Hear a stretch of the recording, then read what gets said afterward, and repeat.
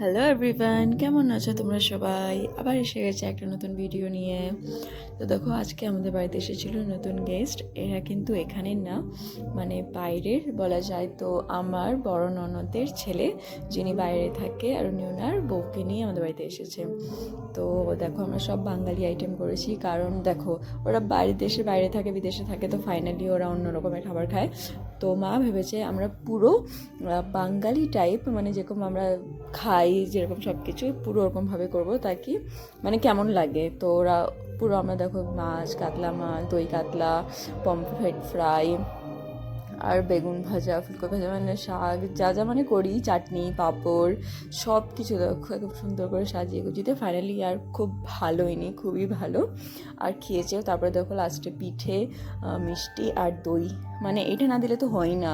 তো ফাইনালি ওগুলো দিয়ে আমরা খাওয়া স্টার্ট করে দিয়েছিলাম। আর আমার তো খুবই ভালো লাগে এগুলো। মানে মাছটা তো জাস্ট পাওয়ার ছিল। খাওয়া দাওয়ার পর আমরা চলে গেছিলাম আবার কাবাডি দেখতে, কারণ আজকে ফাইনাল ছিল কি কে জেতে। তো দেখো কত ভিড়, একদম পুরো, যেহেতু ফাইনাল ম্যাচ, পুরো একদম আর টান টান উত্তেজনা টাইপ একটা খেলা বলা যায়। তো আর দেখো আরও এখানে মানে হাততালি দিয়েই যাচ্ছে, কারণ খুব ব্যান্ড মানে বাজছিল, ভালো লাগছিল। তো এখানে হাততালি দিয়ে যাচ্ছে। তারপরে আমরা ওখান থেকে এসে আবার দেখো